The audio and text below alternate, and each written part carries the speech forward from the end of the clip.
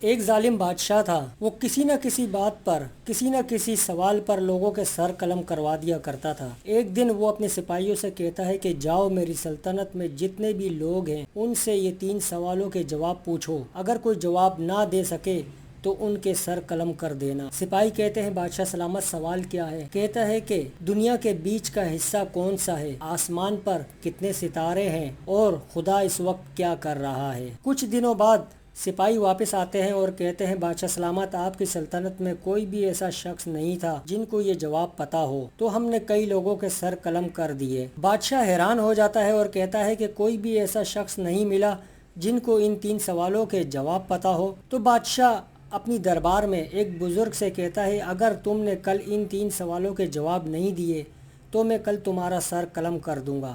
وہ بزرگ گھر چلے جاتے ہیں اور پریشان بیٹھے ہوتے ہیں تو ان کا نواسا پوچھتا ہے نانا جی کیا ہوا، آپ پریشان ہو؟ تو بزرگ کہتے ہیں اگر میں نے کل 3 سوالوں کے جواب بادشاہ سلامت کو نہیں دیے تو وہ میرا سر قلم کر دیں گے۔ بچہ کہتا ہے کہ بتاؤ کون سے سوال ہے؟ کہتا ہے کہ دنیا کے بیچ کا حصہ کون سا ہے، آسمان پہ کتنے ستارے ہیں اور خدا اس وقت کیا کر رہا ہے۔ بچہ کہتا ہے کہ اتنے آسان سوال، یہ تو میں جواب آرام سے دے دوں گا۔ تو بزرگ کہتے ہیں کہ بتاؤ کیا جواب ہے؟ بولتا ہے نہیں، میں یہ جواب بادشاہ سلامت کے سامنے ہی دوں گا۔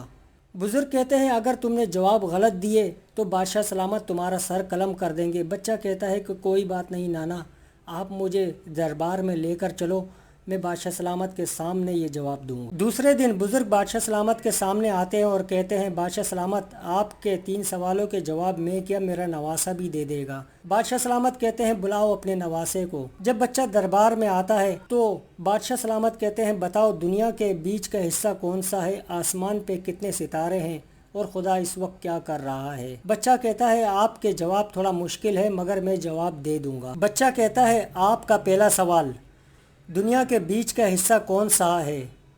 تو بادشاہ سلامت جہاں میں کھڑا ہوں یہ دنیا کے بیچ کا حصہ ہے۔ بادشاہ سلامت کہتے ہیں میں کیسے مان لوں یہ دنیا کے بیچ کا حصہ ہے؟ بچہ کہتا ہے اگر یقین نہیں آتا تو آپ ناپ لو۔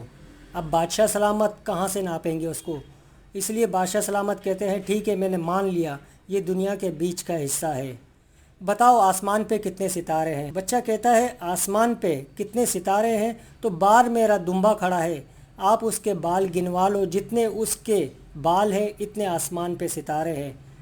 بادشاہ سلامت حیران ہوتا ہے اور کہتا ہے میں کیسے مان لوں؟ بولتا ہے یقین نہیں آتا ہے، آپ دمبے کے بال گنوا لو۔ تو بادشاہ دوسرا جواب بھی مان لیتا ہے۔ بادشاہ سلامت کہتے ہیں میرا تیسرا سوال یہ ہے کہ خدا اس وقت کیا کر رہا ہے؟ بچہ کہتا ہے یہ جواب تھوڑا مشکل ہے مگر میں جواب دے دوں گا، مگر اس کے لیے آپ کو تھوڑی پریشانی اٹھانی پڑے گی۔ بادشاہ سلامت کہتا ہے کیا؟ بچہ کہتا ہے مجھے تھوڑی دیر کے لیے بادشاہ بنا دو اور یہ تاج مجھے پہنا دو۔ بادشاہ سلامت کہتا ہے یہ نہیں ہو سکتا۔ تو بچہ کہتا ہے ٹھیک ہے آپ یہ جواب رہنے دیں۔ بادشاہ کو جواب چاہیے ہوتا ہے تو وہ مان جاتا ہے۔ بادشاہ سلامت بچے کو بادشاہ بنا دیتے ہیں۔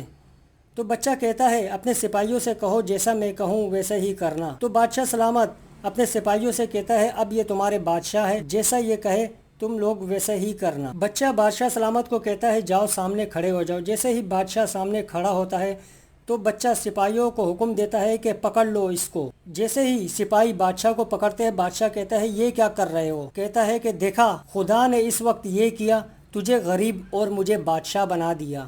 بچہ سپاہیوں کو حکم دیتا ہے کہ جاؤ اس کا سر قلم کر دو، ورنہ ہر آئے دن یہ کسی نہ کسی بات پہ، کسی نہ کسی سوال پہ معصوم لوگوں کے سر قلم کرتا رہے گا۔